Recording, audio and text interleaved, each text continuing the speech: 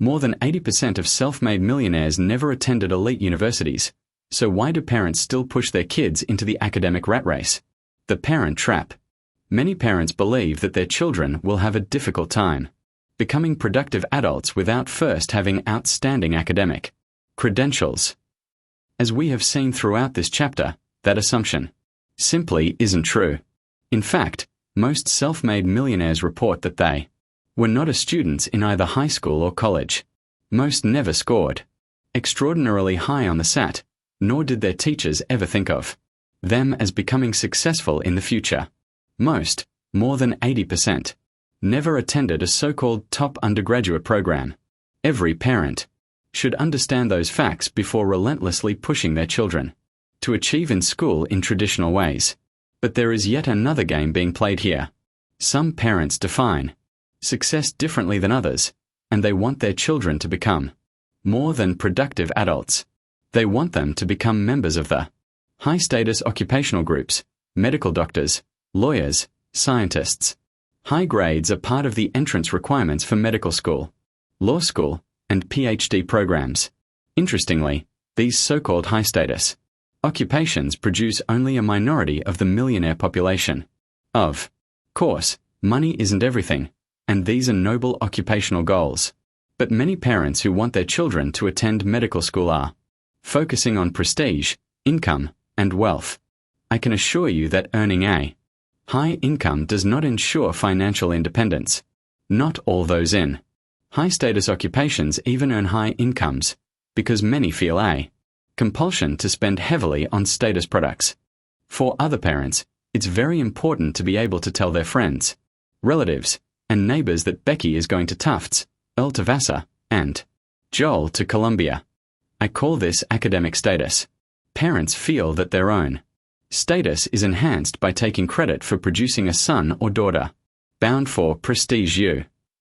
It's difficult to account for variations in economic productivity, but of this I am sure, academic performance in high school and college does not explain the wide variations in wealth in America. Parents often look back over their own lives and generate a series of what ifs. What if I had gone to prestige you? I'd really be successful today. Certainly they realize that their own history can't be changed, but parents still have a chance. Their children can do it right. These parents are, deep down inside, living vicariously through their children. They deflect questions about their own academic credentials by overwhelming friends and associates with stories of their children's academic triumphs and college entrance victories. Little do they know that they may be trapping their children into mediocre futures by pushing these achievements unnecessarily. Given the following standards, most of the millionaires today would not be admitted to my state's university, the freshman class at the University of Georgia. Average SAT score for those accepted was 1220, while the high school GPA was 3.7. Rebecca McCarthy, 99 freshman, UGA, will take 4,200 in class, Atlanta Journal-Constitution, April 6, 1999, P1E. For the high net worth or high income population, income typically peaks between the ages of 44 and 54, while net worth peaks later, normally between ages 55 and 64. I find no substantial statistical correlation between the economic productivity factors, net worth and income, and SATs, class rank in college, and grade performance in college, see Table 3 to 4. For example, note the correlation coefficient, 0.05, between net worth and SAT scores for those in the 44 to 54 age cohort. What portion of the variation in net worth is explained by SAT scores? Just square 0.05 to compute the answer. It is a small percentage, less than 1%. That leaves a great deal which can be explained by other factors. If not income or net worth, what do SAT scores explain? In this study, they account for 11% of the variation in grade point averages, and vice versa. But in the real world, economic productivity is not defined by GPA. Overall, the only statistically significant correlation found was between income and rank within the 45 to 54 age group. But here again, rank accounts for a small portion of the variation in income, 0.17 square. Less than 3%. Tabla 3 to 4. Correlation coefficients, SAT score, class rank, and grade point average 1. Versus net worth and income. The 900 Club. In my office, I have created an exclusive club called the 900 Club. Only those millionaires who scored below 1,000 on their SATs are admitted. I arbitrarily used scores under 1,000 to define less than spectacular performance. This is not to suggest that a disproportionate share of the millionaire population has SAT scores under 1,000. Actually, a minority of millionaires fall into this category. But the point is that it's possible to become an economic success with scores that are mediocre or worse. What if we tell people with low SAT scores that they can succeed? Perhaps then more would become economically successful one day. The same applies to our grading system. Generating mediocre grades when you are 16 or 17 does not preclude you from achieving later in life, but too many adults believe otherwise. One of the first members of the 900 Club was a man I'll call Mr. Refuse. He struggled with his coursework in school, but he eventually graduated from college. Why the refuse handle? First, he refused to accept his less than stellar performance in high school, on the SAT, or in college as an indicator of his future productivity. Second, while he was in school, he majored in academic subjects and minored in scrap, trash, garbage, and refuse. Later he added a course called recycling. Like many members of the 900 Club, Mr. Refuse was greatly influenced by his experience with part-time and summer jobs in the trash and recycling businesses. Later he turned his experiences with scrap into a multi-million-dollar business of his own. The earlier a youngster starts developing interest and experience with his or her vocation, the more likely he or she is to become a productive adult. Contrasting 900 versus 1400. What if your son or daughter took the SAT 3 times, and each time he or she scored below the national average? You realize that your child may not be admitted to many of the better colleges and universities, but there are many that would gladly admit your son or daughter. This is especially true if your child has good study habits and determination. Also, if your child does well at his or her second or third choice college for a year or two, then he or she could transfer to perhaps even his or her first choice. Attending and completing college are significant factors in explaining economic success. Be more concerned with your child's finishing school than worrying about rejection notices. Rejection notices will not hurt your child's chances unless you allow them to damage his or her spirit. The key to motivating John and Sally has a lot to do with convincing them they have the potential to succeed. If they believe that results on standardized tests like the SAT are perfect predictors of future achievement, then it's likely they won't be motivated to compete anymore if their scores are low. Their future is now programmed below. Average scores are taken very seriously by parents and their children, and low scores can be totally devastating. But not to everyone. What are some of the key differences between those millionaires who are members of the 900 Club and those who scored 1400 or higher on their SATs? In order to answer this question, I analyzed the survey responses from 2 subsamples of millionaires. The responses from 100 members of the 900 Club were contrasted with 100 millionaires who scored 1400 or higher on their SATs. Table 3 to 5. Factors explaining economic success. Millionaires with SAT scores under 1,000 versus 1,400 or higher. Percentage indicating success factor very important. SAT score. Success factor. Under 1,000. N equals 100. 1,400 or higher. N equals 100. Having a high IQ, a superior intellect 3. 50. Being honest with all people. 65. 50. Having a supportive spouse. 57. 46. Loving my career or business. 51. 39. Getting along with people. 63. 49. Seeing business opportunities others did not see. 42. 29. Specializing. 26. 17. being very well organized. 42. 30. Ignoring the criticism of my detractors. 34. 25. Having good mentors. 31. 26. Being well disciplined. 61. 56. Finding a profitable market niche. 38. 27. Only 3% of the millionaires in the 900 Club indicated that having a high IQ or superior intellect was a very important factor in explaining their success. See Table 3 to 5. Again, results from standardized IQ measures and SATs are related. Also note that not one of the 900 Club members believed that his or her high school teachers were very likely to judge them as having the highest level of intellect or being the most intellectually gifted. See Table 3 to 6. In sharp contrast, 50% of those respondents who had SAT scores of 1,400 or higher believed that having a high IQ or superior intellect was a very important factor in explaining their economic success. How did they think their high school teachers judged them? Much differently than those in the 900 Club. More than 4 in 10, 42%, indicated that their teachers very likely judged them as having the highest level of intelligence. 41%, most intellectually gifted. 32%, most likely to succeed, and so forth. Table 3 to 6. How their high school teachers likely judged them. Millionaires with SAT scores under 1,000 versus 1,400 or higher. Percentage indicating success factor very important. SAT score. Superlatives.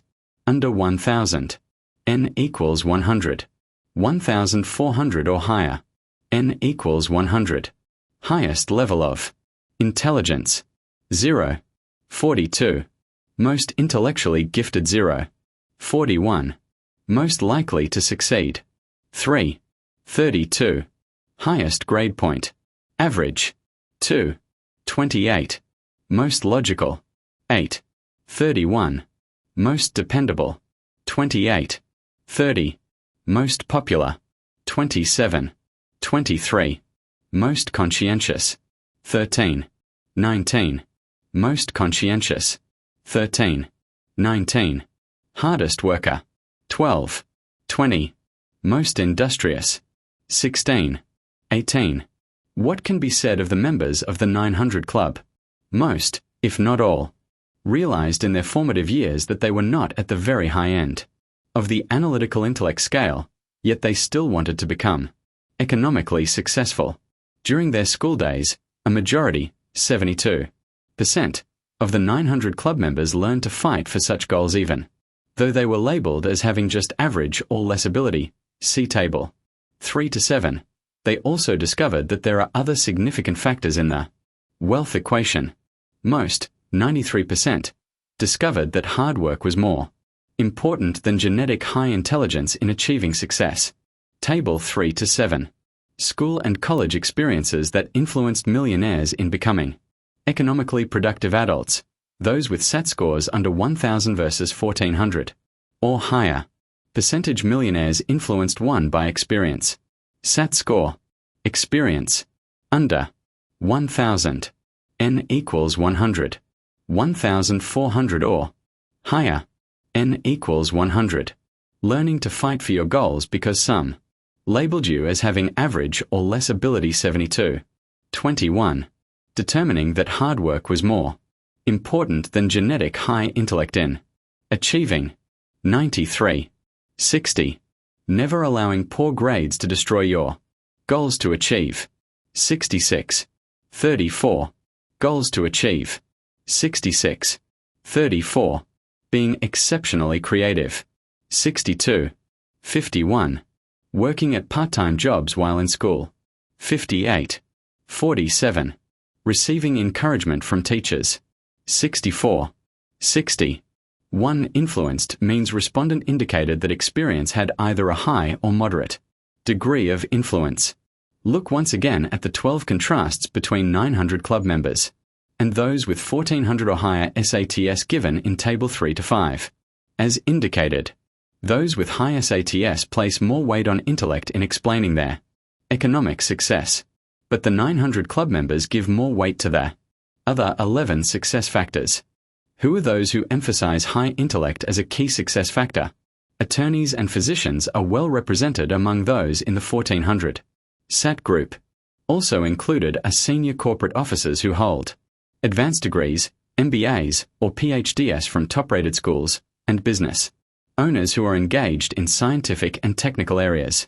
Overall, those who say that superior intellect equates with success are referring to analytical intellect, which is supposedly measured by the standardized IQ batteries that are in turn related to scores on SATs, GREs, and other such tests. In contrast, how do members of the 900 Club explain their successes? Obviously, from the results given in Table 3 to 5, it is not a function of having superior analytical intellect. Being honest. Note that nearly 2/3 of the 900 Club members believe that being honest was a very important factor in explaining their success, a significantly greater number than for the other group. This is not to suggest that people with superior intellect are dishonest. Almost all successful people place considerable emphasis on integrity. But many of the 900 Club members are business owners who are involved each and every day with the selling activity. Every day, integrity is always on the line. In contrast, many of those with superior analytical intellect are involved in professions that focus on science, research, and development, designing a legal defense to support a client's claim, or developing a strategy to extend the life of a cancer patient. In contrast, integrity is a really key issue at the point where money changes hands. If one lacks integrity at this juncture, in the long run he will never become or remain a successful person. There are a lot of definitions of integrity, but I particularly enjoyed reading Robert A. Lutz's views about its importance. Lutz believes that integrity is absolutely essential if one hopes to become an executive, and he has no tolerance for dishonesty. When offered a $10 million bribe, he declined the offer and made certain that the firm never, ever did business with that fellow again. Robert A. Lutz, Guts, New York, John Wiley & Sons, Inc., 1998, pp. 183-86. People with common sense or practical intelligence place great importance on integrity in everything they do.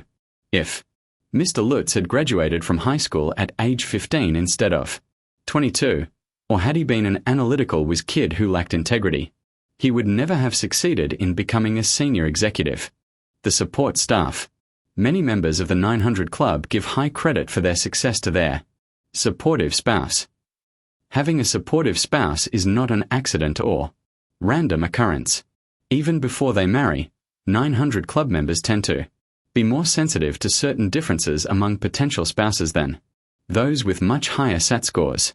Many 900 Club members may have realized even before marrying that they needed a supportive spouse. Maybe they recognize that two heads are better than one.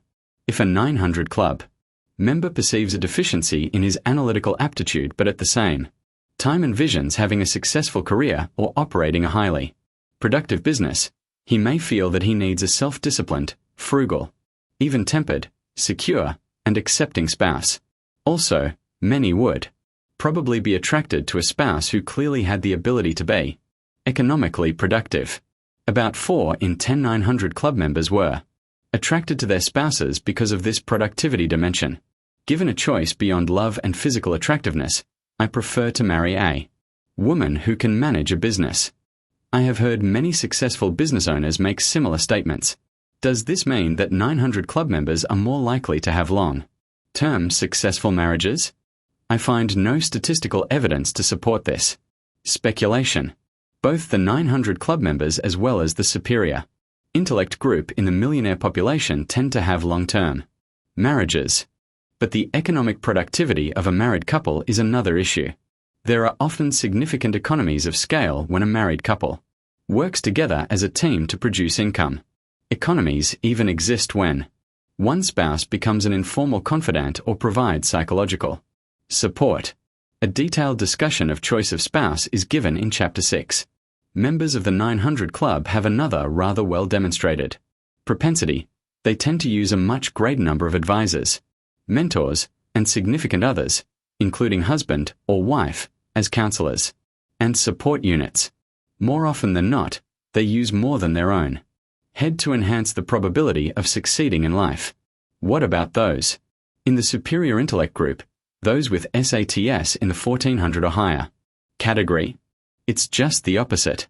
In fact, the higher ones reported SAT score, the more likely he is to use only himself as an advisor.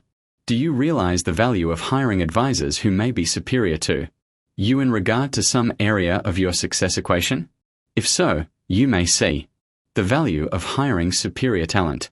If you don't get along with people, especially people who can give you advice, you have a problem. You may be too smart. You may not be willing to admit that you need help. Or you may be so convinced of your intellectual superiority that you perceive no need for advice from intellectual inferiors. Other factors. So what if you're labeled as about average, below average, or even a bit above according to standardized test results, but you're determined to become an economic success? You know intuitively that you can succeed. Perhaps your determination is aided by someone who told you that you had what it takes to excel. Maybe your mentor or a teacher said, "What you have is special." We have not yet figured out how to measure this quality in our students. That's what happened to Sharon. An enlightened middle school counselor told her she possessed a special quality of creativity. Sharon scored above average on standardized achievements tests, but her real strength was in the creative domain. Today she is one of the top graphic designers in this country, and her parents have finally forgiven her for not going to medical school. Sharon has twice won the Designer of the Year award. Give some teachers and school counselors credit for enhancing the population of the 900 Club. Nearly two-thirds, 64%, of its members indicated that receiving encouragement from teachers, see Table 3 to 7, influenced them in becoming an economically productive adult. Often it only takes one teacher, counselor, or coach to influence a youngster in this positive way. Coaches often play a major role in this regard. A significant portion, 63%, of 900 Club members report having played competitive sports. Perhaps this experience had something to do with their ability to deal with criticisms of detractors and win games they were predicted to lose. Working part-time while in school was also an experience that most 900 Club members, 58%, say mold them in a positive way. Read the profiles of America's most productive people. It's rare to find one who doesn't mention part-time job experiences. If nothing else, these experiences led them to realize that they didn't want a career as a desk clerk at a motel or a server in a restaurant. Mr. Nielsen sold his 20% stake for $100 million. He worked as a ranch hand, truck driver, rigger, janitor, before investing in the oil business. Barnaby J. Feder, Glenn E. Nielsen, 95, builder of oil and asphalt business, New York Times, November 5, 1998, PC 27. One of the reasons Mr. Nielsen succeeded in life was that he saw a business opportunity that most others overlooked and found a profitable geographic niche to exploit. It's hard for a person to recognize opportunities if he stays in one place and remains in one job. Most self-made millionaires have had a rather wide experience with various part-time and temporary jobs. Define genius. John Parks is a multimillionaire today, but when he graduated from college 35 years ago, he'd never envisioned that he would ever become a major economic success. Mr. Parks was a C student throughout his college career. He majored in engineering, and on graduating he was hired by a large engineering consulting firm. Mr. Parks was quickly recognized by his superiors as having strong leadership qualities. Before long, he was given command of a major division of the firm. Later, he left his executive position in order to establish his own materials testing firm. Recently, the firm Mr. Parks started was purchased by a Fortune 50 corporation, and today John is slightly retired but active in two businesses and still consulting. Throughout his career, John has hired hundreds of people from various backgrounds. Some were scientists or engineers, others were accountants and administrators. John's experiences with hiring and managing people, as well as in building wealth, made him an ideal respondent to my survey. Just how is it that a fellow with a C average became a multimillionaire? Why were John's classmates with straight A averages working for him instead of the other way around? John actually asked these questions before I had a chance to ask them myself. In John's mind, there is something of a negative correlation between performance in school and economic success. He referred to his own personal experiences in his answer. Define genius. John Parks is a multimillionaire today, but when he graduated from college 35 years ago, he'd never envisioned that he would ever become a major economic success. Mr. Parks was a C student throughout his college career. He majored in engineering, and on graduating he was hired by a large engineering consulting firm. Mr. Parks was quickly recognized by his superiors as having strong leadership qualities. Before long, he was given command of a major division of the firm. Later, he left his executive position in order to establish his own materials testing firm. Recently, the firm Mr. Parks started was purchased by a Fortune 50 corporation, and today John is slightly retired but active in two businesses and still consulting. Throughout his career, John has hired hundreds of people from various backgrounds. Some were scientists or engineers, others were accountants and administrators. John's experiences with hiring and managing people, as well as in building wealth, made him an ideal respondent to my survey. Just how is it that a fellow with a C average became a multimillionaire? Why were John's classmates with straight A averages working for him instead of the other way around? John actually asked these questions before I had a chance to ask them myself. In John's mind, there is something of a negative correlation between performance in school and economic success. He referred to his own personal experiences in his answer. What is John's message? If you're told you are marginal or even below average in intellect but you want to succeed, you'll have to work very hard. You will also have to get along with people, work harder than others, and go out of your way to develop empathy for the needs of others. If you do, you may be selected to lead. Many of the intellectually gifted never felt the need to exert themselves at those skills. It is indeed ironic that the gift of high intellect can be an occupational handicap. Most millionaires never put themselves in a position where they have to compete directly with those who are intellectually gifted. They know it's foolish and typically unprofitable to match IQ against IQ. So instead, they hire the intellectually gifted. They hire lots of them. Then they let the geniuses compete among themselves. No excuses, please. Readers, your grades in school can no longer be used as an excuse for not becoming economically successful in America. Dr. Stanley, how much income did you generate on your best day? Extraordinary sales professional. ESP, in one day I sold about $8 million. Earned a $240,000 commission. That's net. Dr. Stanley, what was your grade point average in college? ESP. C. Dr. Stanley, how many A's did you receive in college? ESP. At least one or two. I certainly would have had a lot of as if I had been paid a commission for each A I earned. I work for money, not as. Note, parents, be careful what you tell your children about the future. Far too often parents with good intentions unknowingly condemn their own children to a life of low economic productivity by telling them 10,000 times, "You will never amount to anything if you don't do well in school." Some of these children who have mediocre academic records are compelled to fulfill their parents' prophecy, in spite of their potential to become millionaires. They are sentenced to a life of low economic productivity.